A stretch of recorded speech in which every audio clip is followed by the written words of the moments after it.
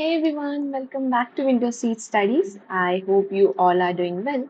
So, we were learning about cellular signaling pathways, in which we have covered multiple pathways where the cell surface receptors, such as GPCRs and RTKs, get activated. So, we first discussed about G protein coupled receptors, and then we started discussing about receptor tyrosine kinases.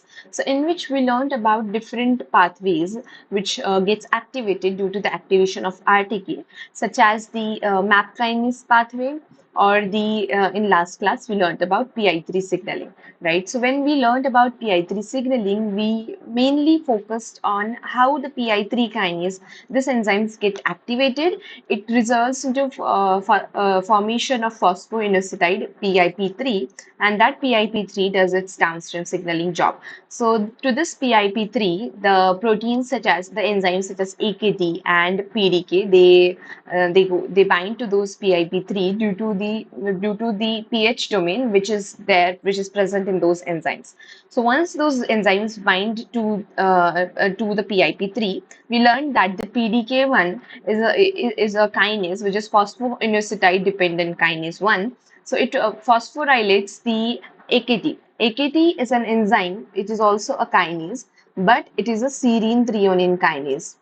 Okay, so this AKT serine threonine kinase is very important for cell survival. So as promised yesterday, today we are going to discuss about AKT mTOR pathway. How this kinase AKT, it activates the mTOR protein downstream, and it results into cell survival. That is what we are going to discuss today. For that matter of purpose, first let's learn about what is mTOR protein. So mTOR protein, which is the full form of mTOR, is mammalian target of rapamycin. So it was identified as a target of rapamycin. Some protein was identified as a target of rapamycin. So rapamycin is an anti-cancer drug, and it is also an immunosuppressant. So it decreases the immune responses in the biological systems. So the target of this rapamycin drug was a protein. So that protein was named as TOR protein. So this TOR protein, when it is found in mammalian systems, it is referred as mTOR. So this mTOR is very important. It is crucial for cell survival because it is going to inhibit pro-apoptotic genes.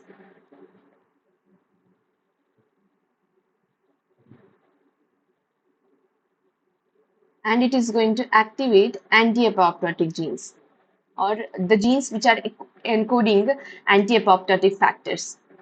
So it is better to write factors. Okay, so it is going to inhibit the anti-apoptotic factor encoding genes, and it is going to activate the anti-apoptotic factors, or anti-apoptotic factor encoding genes. So this results into the cell survival. So this results into inhibition of apoptosis. So we have learned about apoptosis in detail, the pathway of apoptosis, and how, as well as how tumor cells, they are able to evade this apoptotic pathway so that they can grow, they can proliferate uncontrollably. So we have learned that in cancer biology, so you can refer to that lecture. So this is how mTOR, this protein, is important for cell survival, because it is inhibiting apoptosis by inhibiting pro-apoptotic factor and enhancing or promoting anti-apoptotic factor. So that is going to result into inhibition of apoptosis, means the cell survival. Okay, so this mTOR protein, this is present in two complexes in the mammalian cells. So it is referred as mTOR complex 1 and mTOR complex 2. Okay, both of them have different jobs, such as mTOR C1. This complex is actually the mTOR protein plus a protein known as raptor. Well, this mTOR C2 complex is mTOR plus a protein known as Richter. Okay, so both of them have different functions. mTOR C1, this is target of the rapamycin. Okay, so this is sensitive to rapamycin.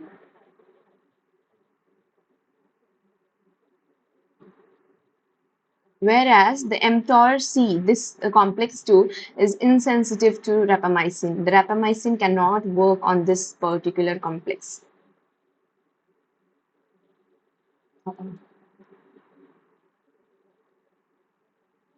Okay, so what does mTOR C complex C2 complex does? So this complex 2, it actually results. It is very important for cell survival and cell growth. So it does AKT activation.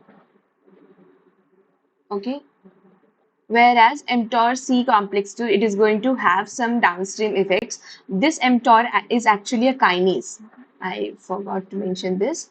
mTOR, this protein is a kinase. So this mTOR C1, this complex 1 is going to do some downstream job, some phosphorylation activities, which is going to result into cell survival.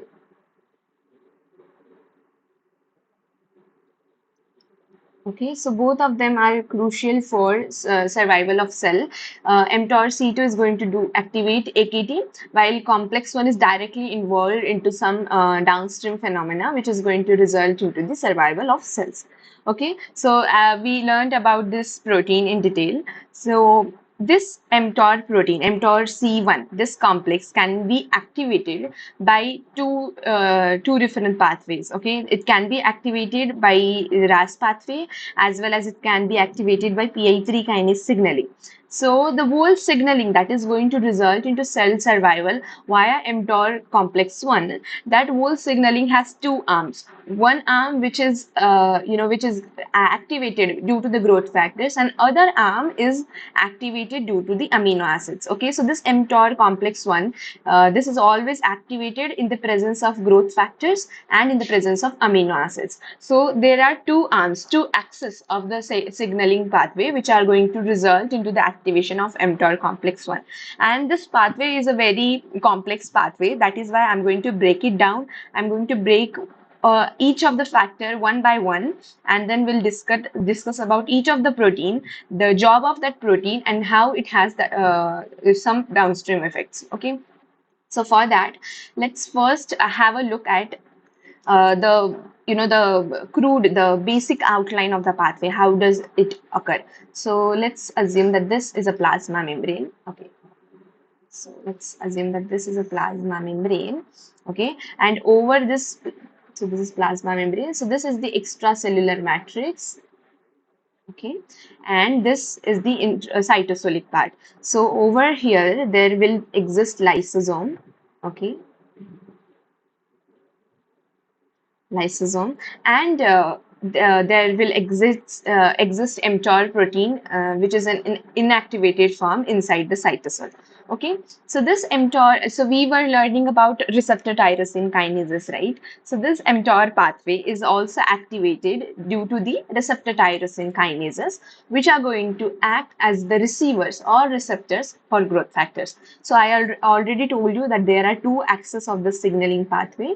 First axis is the growth factor signaling axis, and other arm is the amino acid signaling arm.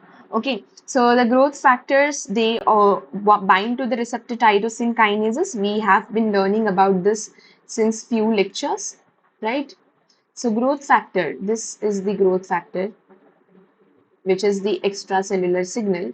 So let me just write growth factor here. Okay, this growth factor is going to activate the receptor tyrosine kinase domain of the RTK, and that is going to result into the autophosphorylation of those tyrosine residues which are present on the intracellular domain. And due to the phosphorylation, it is going to create phosphotyrosine residues which will act as the docking site for different intracellular molecules, right? So it acts as a docking site for PI3 kinase, right? And due to which PI3 kinase is going to convert PIP2 to PIP3, right? And to this PIP3, the AKT and PDK1 can bind because they have pH domains. So the PDK1 is going to phosphorylate AKT, which is a serine threonine kinase. So AKT will be activated due to PI3. Okay, so the activation of AKT is going to activate mTOR complex 1 via a GTPase known as Rheb.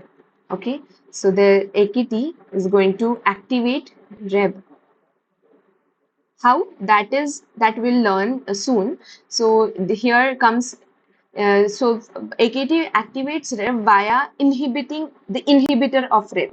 That inhibitor is known as TSC.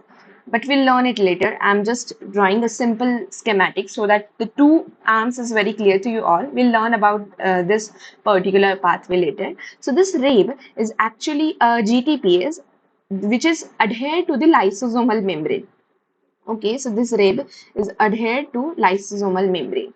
And the mTOR, so due to the activation of Rheb, so when the Rheb is GTP bound, that Rheb is going to activate mTOR complex 1. Okay, so mTOR complex 1 is mTOR protein, right? So this is, let's say that this is mTOR protein, which is bound with the raptor protein. Okay, so this is a raptor protein, right? So this mTOR complex 1, this is mTOR complex 1. This mTOR complex 1 will get activated due to the Rheb-GTP.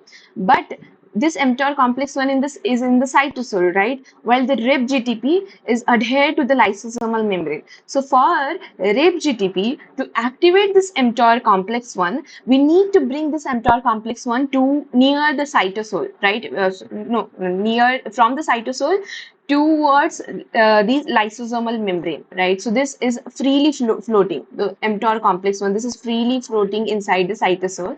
We need to bring it and come close, we need to bring it closer towards Rheb-GTP so that Rheb-GTP can work on it and activate it. So what we can do? We can use the help of some adapter proteins which can adhere this mTOR complex 1 to the lysosome, right? So what happens is that there comes a role of other GTPase, okay, and that is Rag, okay. So there comes role of Rag-GTPase. So when Rag-GTP is activated, okay, that adheres to the mTOR complex 1. So due to that, a whole complex is formed over the lysosomal membrane that is going to bring this mTOR complex near the lysosomal membrane so that Rheb can work on it and it can activate to do its downstream signaling job, right? So these are the two factors that are important. So for the activation of mTOR complex, we need activation of Rheb-GTP and we need activation of Rag. We need activation of two proteins, Rheb and Rag. And when are they activated? They are only activated when they are bound to the GTP. So the GTP bound form of both of those proteins are going to result into the activation of mTOR complex 1. Okay, that is going to result into cell survival. So this Rag, this Rag-GTP, I told you that there are two arms, right? So for the activation of Rheb-GTP, we need the growth factors, while for the activation of Rag-GTP, we need amino acids. Okay, so how the amino acid arm works and how the growth factor signaling works, that I'll be discussing in detail. But for that, let's first revisit a few concepts that are very crucial for here to let you know about how the Rheb-GTP and how Rag-GTP bound forms they are present inside the cell. I mean, the Rheb when it is GDP bound and Rag when it is GDP bound, both of them are converted into GTP, right? So for that, let's revisit a few concepts. When we learned about GPCRs, when we learned about molecular switches, G proteins, right? G proteins are the ones which are GTP binding proteins, which can have the intrinsic GTPase activity, right? So we learned about the G protein. Let's take example of the GS protein. Okay, so those are heterotrimeric protein which have alpha subunit, beta subunit, and a gamma subunit, right? So when this whole GTPase domain containing G protein. So this alpha is a GTPase activity. So it has alpha subunit has GTPase activity, while beta gamma subunit, they are kind of regulatory subunits. So when this whole G protein, it is bound with GDP, it is in the inactive state, right? And for activation of this inactive state, we need to replace this GDP with a GTP, and this reaction of replacing GDP with a GTP, so GDP will be removed and GTP will be added. This whole reaction is done by a guanine exchange factor, right? And the GDP will be replaced and this will form, so this will result into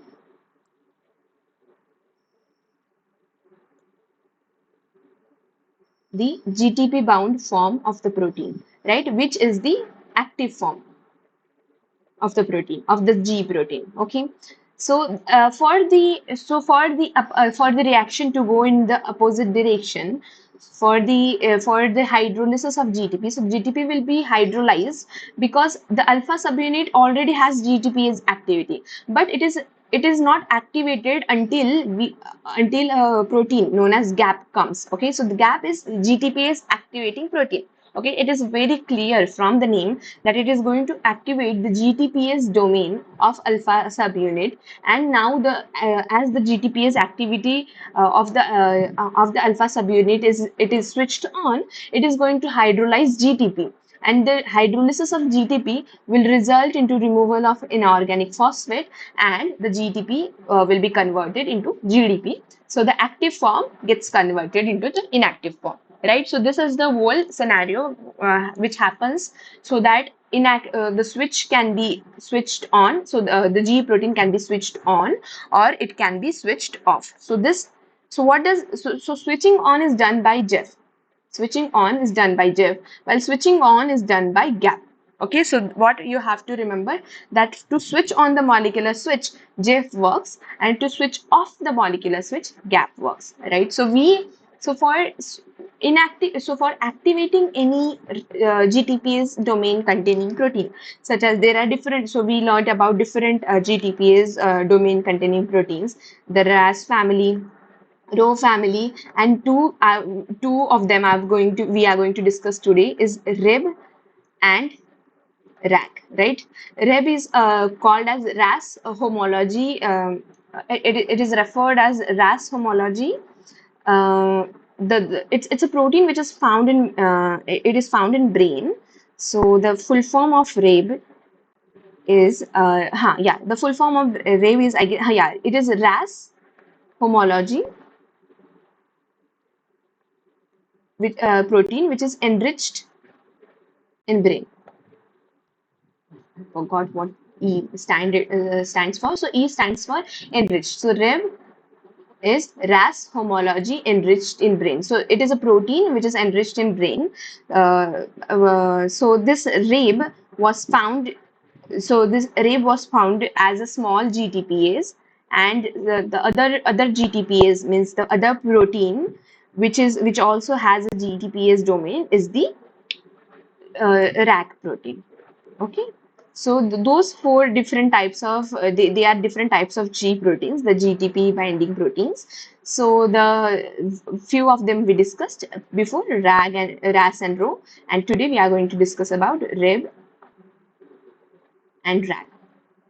So as I said, that for switching on we need Jeff, and for switching off we need gap, right? So generally in the cell, those Reb, it is present in its inactive form, right? Because mTOR signaling, let's assume that mTOR signaling is not it is not working on, so the mTOR signaling is switched off. This means that, as I said, that Reb is going to activate mTOR downstream, and for activating mTOR, both of the activation of Rag and Reb, both of them are required. So activation of Reb and Rag, both of them are required for activation of mTOR, right? So if the mTOR pathway is not working, this means both of them are switched off. So those Reb and Rag, they are switched off. This means the gap is active, right? So whenever gap is active, they will be in the switched off state, and whenever Jeff will be active, they will be in the switched on state, right? So so for Rheb-GTP to get activated and to do the mTOR signaling, we need to activate the Jeff for RAB, or we need to switch off the gap. So what happens in the signaling, instead of activation of Jeff, we deactivate the gap. We deactivate the Rheb gap, Okay, and that is going to result into the activation of Rheb-GTP. So how does AKT activate Rheb-GTP? AKT inhibits Rheb gap, okay, Rheb gap, which is switching off protein. So if you are switching off the inhibiting protein, this means that this means that the Rheb-GTP will be activated. So what does Rheb gap do? Rheb gap inhibits the Rheb-GTP, right? It inhibits the Rheb-GTP. But because it is inhibited by AKT now, it cannot work on Rheb-GTP, and that is why Rheb-GTP will stay in the GTP bound form. Rheb will stay in GTP bound form, and it can activate mTOR downstream. So this Rheb gap, which is inhibited by AKT, is known as TSC. Okay, the TSC is known as tuberous sclerosis complex. Okay, so this is inhibited by the AKT. Okay, so this is how the tuberous sclerosis complex, which is also a Rheb gap, the inhibition of this TSC results into the activation of Rheb. Okay, so because Rheb-GTP is present on the lysosomal membrane, so it has lipid anchors. So this Rheb protein have lipid anchors, so that it is anchored to the lysosomal membrane in this cell cytoplasm. Okay, inside the cell in the normal conditions. But on this, the gap can work and it switches off if the growth factor is not there. But the activation of RTK by the growth factor will activate the AKT, and that will result into the inhibition of Rheb gap, which will result into the Rheb-GTP bound state, which will result into the mTOR activation. Okay, so as I said that for mTOR activation, we also need Rag-GTP, because mTOR is freely present inside the cytoplasm, and we need to bring it towards the lysosomal membrane so that the Rheb-GTP, which is adhered to lysosomal membrane, can work on it. And this job is done by a protein known as regulator, okay, which is a Rag-GTP. So as I said, for activating any GTP switch, any G protein, for activating any GTP bound protein, either you need to activate GIF or you need to deactivate gap. Okay, so we deactivated gap so that the Rheb protein gets activated, and for the activation of Rag protein, we are activating its GEF. So the GEF of the Rag protein is known as Rag-GEF, or it is also called as regulator, and this regulator is lysosomal bound. So regulator protein, so here comes a regulator protein. This is a regulator protein, which is Rag Jeff. Okay. So the Rag-GTP is lysosomal bound protein. So this Rag-GTP converts these, or it replaces the Rag-GTP with Rag-GTP, and due to which Rag protein is switched on, and now this switched on Rag protein adheres itself with the mTOR complex 1, and this mTOR, so this whole complex will be formed of mTOR protein, raptor protein, and Rag-GTP. So this whole complex will be now adhered to lysosomal membrane, on which Rheb-GTP can work. It works on mTOR protein, and it activates this mTOR, which is a kinase, which is going to phosphorylate its substrate. So the phosphorylation of its substrates results into cell survival. Okay, so we learned about this first arm, growth factor receptor arm.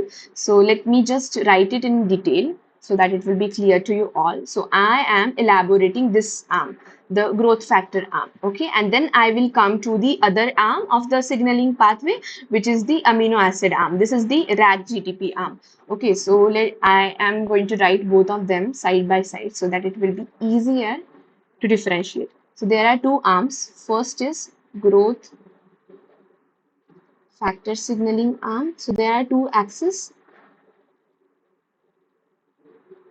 First is growth factor signaling arm, and the other one which works alongside is the amino acid signaling arm.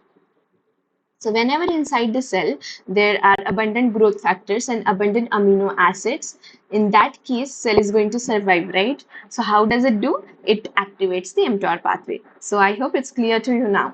Whenever growth factors are there and amino acids are there inside the cell, both of those signaling axes will be activated, and that is going to result into, so the final effect is that both of them are going to result into mTOR activation. Okay.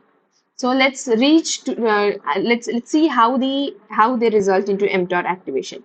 So growth factors, they are received by RTKs, right? So RTKs are going to receive them. So the receptor tyrosine kinases will have intrinsic tyrosine kinase domain, which is going to result into the phosphorylation, right? And to those phosphotyrosine residues, different proteins such as pi3 kinase can adhere, or even it can even activate RAS, right? So we have learned this, that it activates RAS, which is a GTPase, which is going to downstream activate MAP kinase, right? So both of those pathway results into AKT activation. The RAS pathway, RAS MAP kinase pathway, as well as PI3K kinase signaling. We already have discussed both of those pathway in detail. So RAS GTPase, it is going to activate MAP kinase module, MAP kinase, which is also known as ERK. Okay, so this kinase, it also activates the it also activates the mTOR via inactivation of Rheb-GTP. Okay, while the PI3 kinase, it activates the mTOR via activation of AKT, which inhibits the Rheb-GTP. So AKT is going to inhibit Rheb-GTP by phosphorylation of Rheb-GTP, as well as MAP kinase also has the ability to phosphorylate Rheb-GTP. Okay, so Rheb-GTP is also known as TSC. So it is a complex of TSC1 and TSC2, which is also known as tuberous sclerosis complex. So TSC is tuberous sclerosis complex.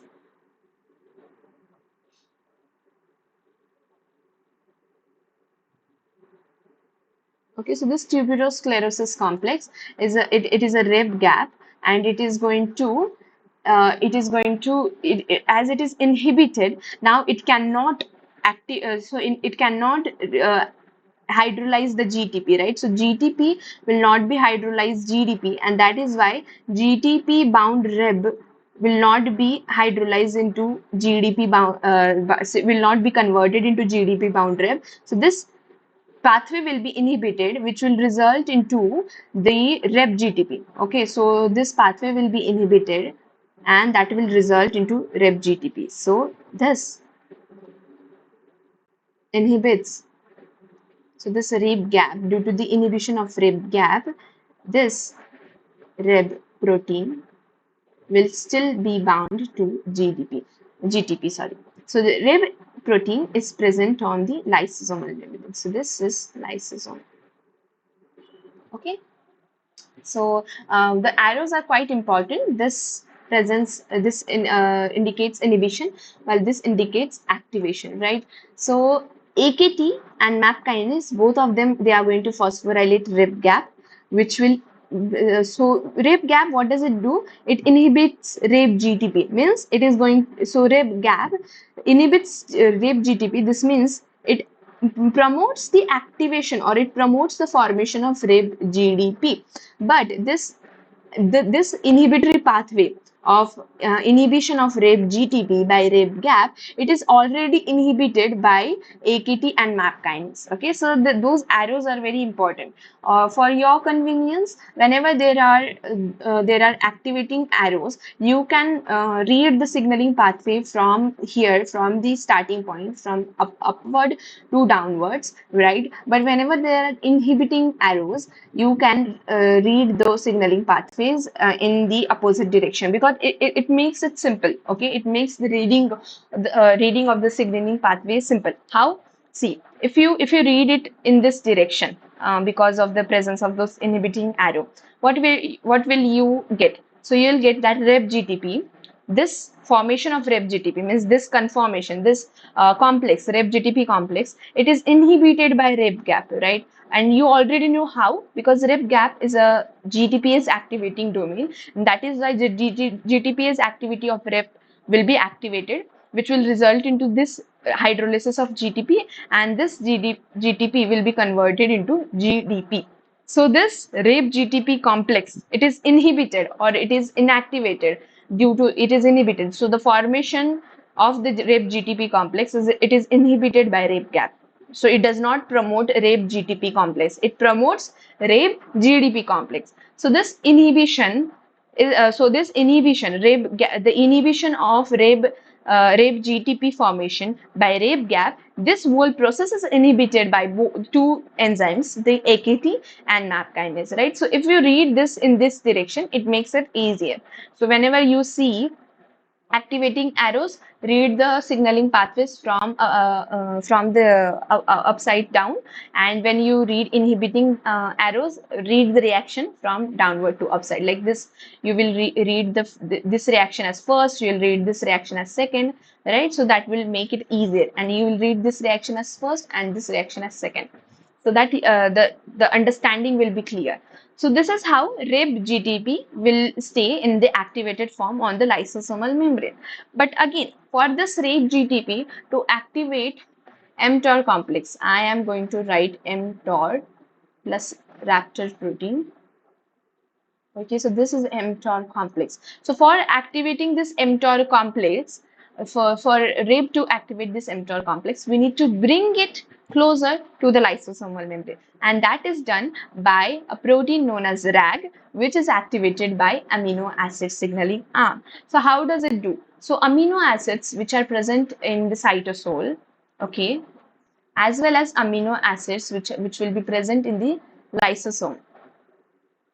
Okay, so this is the lysosomal membrane.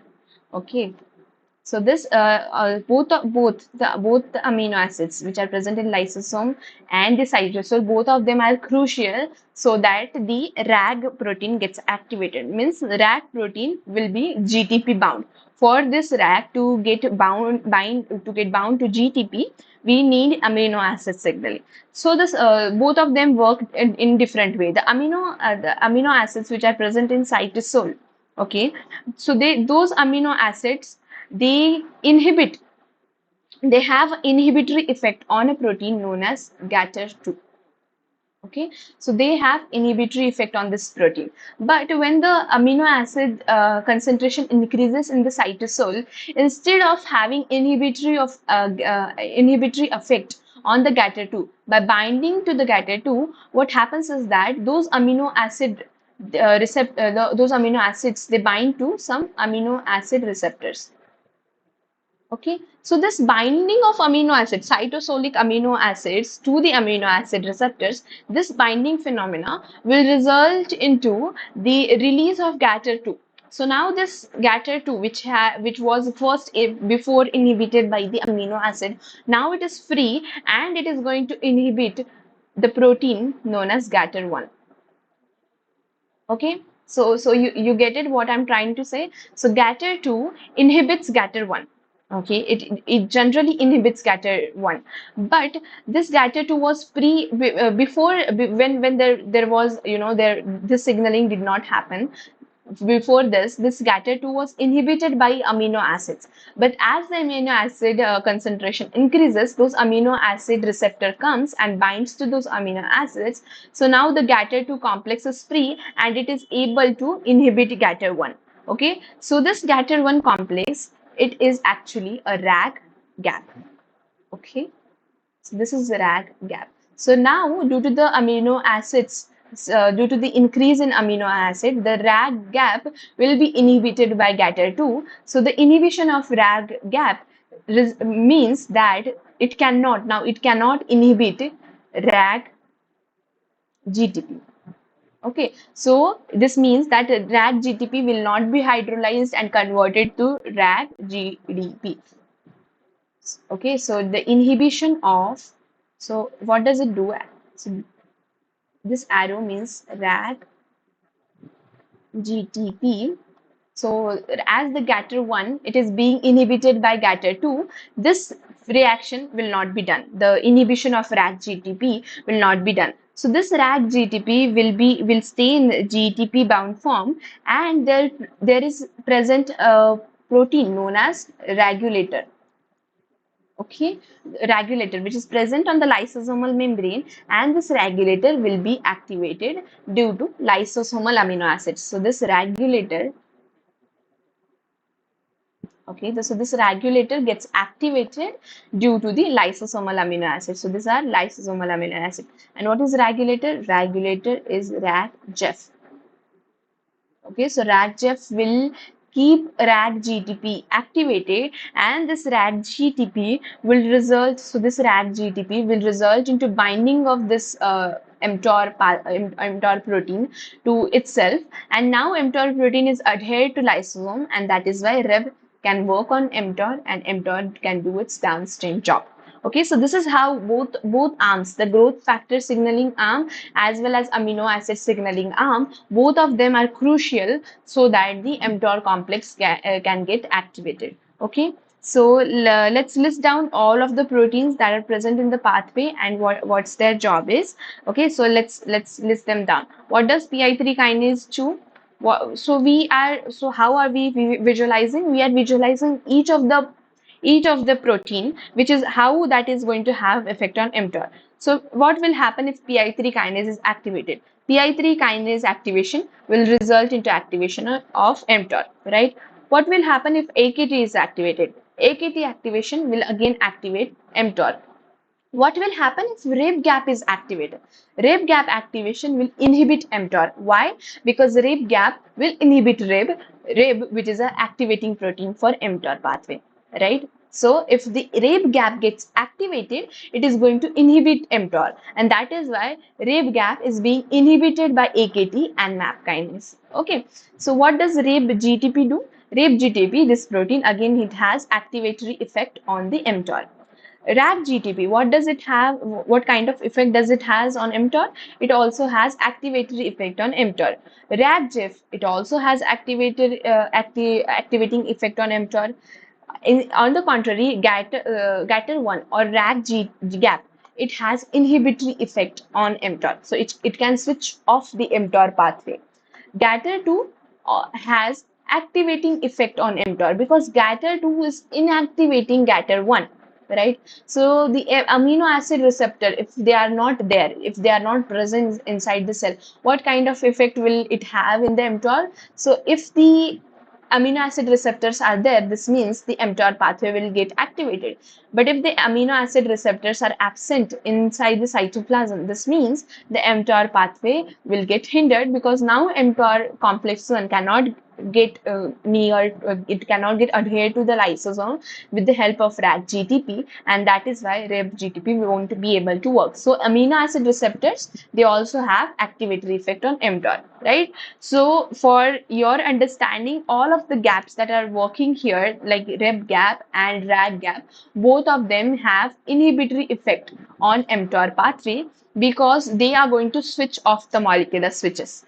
So in this case, molecular switches, those Rheb and Rag-GTP, they are switching on the mTOR. So anything which switches off the switch is going to result into switching off of the mTOR pathway. Okay, so for simplicity, understand this Rheb-GTP or Rag-GTP as the control button. So if this control button is on, this means mTOR pathway, which is kind of a light bulb, it will be turned on. And if anything turns off this control button, this means that mTOR pathway will be turned off. So what are the switching on factors? Switching on factors are PI3 kinase AKT pathway, as well as RAF-MAP kinase pathway, and the switching on factor is also GATR2 protein.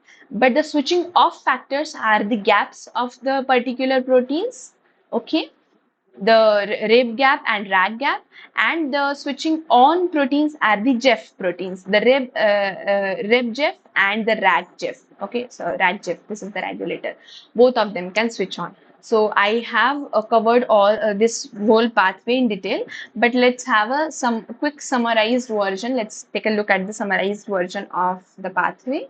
So this is given by Bruce Albert, and the same pathway I drew the same pathway previously, but here I'm discussing this again so that the importance of arrows is clear, because in most of the times whenever you read a research paper, you will see certain schematic like this. So in that point of time, what you need is that you need to know you need to have an idea about how to read the signaling pathway, how to read the arrows. Sometimes people gets confused by this inhibiting arrows. Even I used to get confused by those inhibiting arrows previously, because it gets trickier to read the signaling cascade, because it is very easy to read the activating pathways. Okay, because it's very simple, because pi3 kinase activation will activate AKT, it will activate this and that. But whenever the inhibitory arrows come, it gets trickier, and that is why being able to read this whole schematic is very important, and I'm going to break it down for you. Okay, so so there are two arms, the growth factor arm and the amino acid arm. Both of them are going to activate a protein, the two GTPases, the Rheb-GTPases and the Rag-GTPase. Both of them are very important so that the mTOR complex 1 can work. So this is mTOR complex 1. Okay. So as I said, there are two complexes of mTOR, mTOR complex 1 and 2. The mTOR complex 2, it activates AKT, while mTOR complex 1 will be activated by AKT. Okay, so this is a different difference between mTOR complex 1 and complex 2. So this mTOR complex 1 will be activated by two proteins, Rheb and Rag. So Rheb does the direct activation of mTOR protein, and Rag protein adheres this mTOR protein to the lysosomal membrane. Okay, so that this Rheb can work on it. So both of them are crucial. If the Rag cannot bring this mTOR protein toward the lysosomal membrane, Rheb won't be able to work on it. So you need to tick both of the check boxes so that the mTOR pathway works on. So you can say this is kind of AND gate, right? So in the physics you would have learned about OR gate, AND gate, right? So OR gate means either of the conditions should be fulfilled so that a pathway works. If I said AND gate, this means both of the check boxes should be ticked so that the pathway works. Both of the conditions should be fulfilled so that the pathways work. So the two conditions are the activation of Rheb protein, means the Rheb-GTP bound state of Rheb protein, and the activation of Rag protein, means Rag-GTP bound state. Both of them are required so that mTOR protein can be activated and it can do its downstream job. Okay, so this is kind of AND gate, means both of the conditions should be fulfilled. So this AND gate works through two different pathways, the growth factor and amino acid signaling.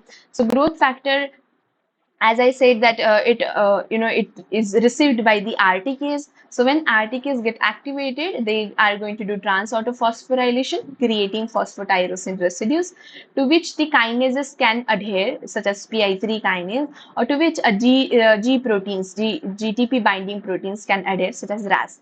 So both of them are going to, in turn, inhibit a protein known as Rheb-GAP, the switching off protein. So switching off protein is switched off. This means the light will be switched on, right?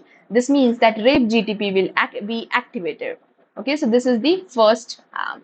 The second arm is the amino acid arm. So here, see, all of the arrows are inhibitory arrows. So rather than reading the reaction as 1, 2, 3, and 4, let's read it in the opposite direction. Like, let's read this reaction first, then this reaction second, then the reaction, we'll read this reaction, and we'll read this reaction lastly, so that how this pathway works from here to here will be clear to you all. This pathway works from the cytosolic amino acid. Okay, so this is the direction of pathway, but for the understanding, we are going to read it in the opposite direction. Okay, I hope that is clear to you all.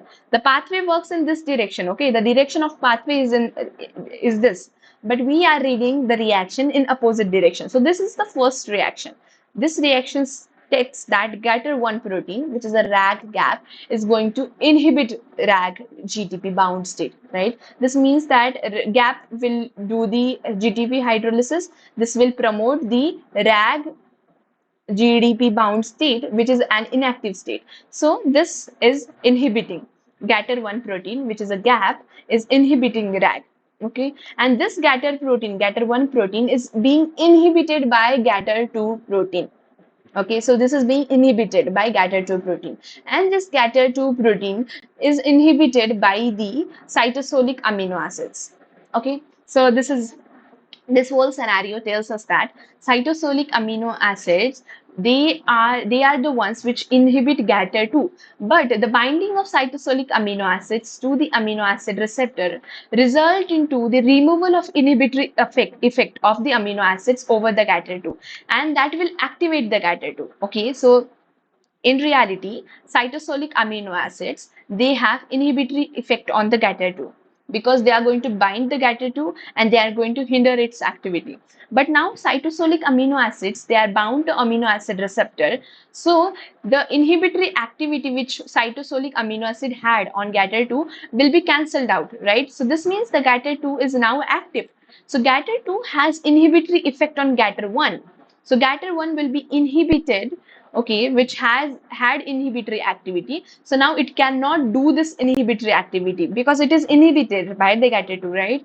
That is why the Rag-GTP will stay in active form, and that is going to bring mTOR complex 1. This is mTOR complex 1 to the lysosomals, towards the lysosomal membrane, and that is also done with the help of regulator. So both of the condition needs to be fulfilled: activation of RAG-GEF and inhibition of RAG gap.